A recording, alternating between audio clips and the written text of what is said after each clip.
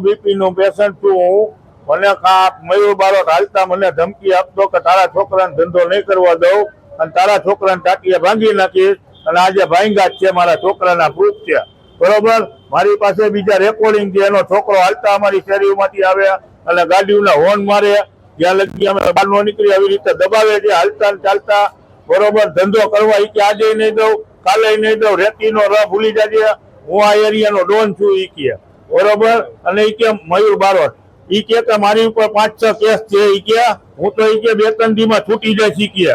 બરોબર, આવી રીતે હાલતા અમને મારા છોકરાને ધંધો નથી કરવા દેતા. 1.5 વર્ષથી મારો છોકરો ધંધો કરે. પેલા એનો છોકરો મારો છોકરો ભાઈબંધ હતા. એનો છોકરો મારા ઘરે આવ્યા અને મારા છોકરાને કે આપણે ધંધો કરી. એટલે મારા છોકરાને મેં મોબાઈલની દુકાનમાં કામે લગાડ્યો હતો. મારા છોકરાને પરાણે લઈ ગયો ધંધો કરવા. તો આપણે બે ભાગમાં પછી ધંધો કરવાનું કીધું. પછી કે મારે હવે નથી કરવો આ ધંધો, તું મારા બાપા ભેગું ભાગમાં. એટલે એના બાપા ભેગું રહ્યો. પછી એના બાપા ભેગું રહ્યો તો એના બાપા એટલે મારા છોકરાએ કીધું તારા બાપા હારે મારે ન ભળે. એટલે મારા છોકરાએ એની રીતે પોતાનું કર્યું. તેદુનો મારી વાંહે મારા છોકરાની વાંહે પડી ગયો છે. અને મને હાલતા મારા છોકરાને ધમકી મારે 2-3 મહિને ફોન કરે છે. આજ નહીં તો કાલે તારા ટાંટિયા ભાંગી નાખી. અને આજે ઈ બનાવ બન્યો છે. બરોબર, આ લગભગ હું હાજર નહોતો એટલે સિનર્જી હોસ્પિટલ અયોધ્યા ચોકની આજુબાજુમાં બન્યો છે. બરોબર, 8 થી 10 જણા કે છે. હે ધોકા ને પાઇપ, ધોકા પાઇપ. શું માંગ છે પોલીસ પાસેથી, શું અપેક્ષા? પોલીસ ની અપેક્ષા કે આવા લુખા તત્વને મારે સરભરા કરે અને માફી મંગાવે જાહેરમાં. બરોબર, અને એમ કે પોલીસ અમારું કઈ નહીં બગાડે છે. એ એમ કે છે કે બધા મને ઓળખે છે કે હું મારા હપ્તા બધે જાય છે, આવું બધું બોલે છે. બરોબર, અને એ કે હું આ એરિયામાં મારું નામ પૂછી જવો. એ કે આ એરિયામાં તમે ખાલી મારું નામ દેજો. એ કે આવું બધું હાલતા ચાલતા મારા છોકરાને ધમકી મારે. બરોબર, અને 5 થી 6 એ કે મારી ઉપર ગુના હે એમ કે મયુરભાઈ. એમ કે કડક ને કડક સજા મળવી જોઈએ. બીજી વાર આવું મારા હારે બન્યું, કોઈ બીજા નિર્દોષ છોકરા હારે ન બને.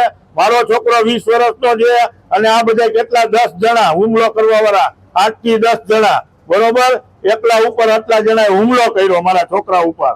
બોલો, અને મને બીપી આવી ગયું છે ભાઈ છેલ્લા 1.5 વર્ષ થયા. અને મને કે તું મરી જાય કે મારી પાસે રેકોર્ડિંગ છે બધું. મયુર બારોટ આવું બધું બોલેલો છે. એ કે તને બીપી મારાથી નથી આવ્યું. હવે અમે નિર્દોષ માણા, હું વેપારી માણા છું. હું 35 વર્ષથી છાપાની દુનિયામાં છું. કોઈ બી છાપા વાળા પ્રેસ વાળાને પૂછી જુઓ કે લાલાભાઈ નું કામ કેમ છે. એટલે કેશે કે કોઈનો 1 રૂપિયો હજી ખાધો નથી કે કોઈ દી ખોટું કર્યું નથી. બરોબર, અને મને આવી ધમકી મારે છે.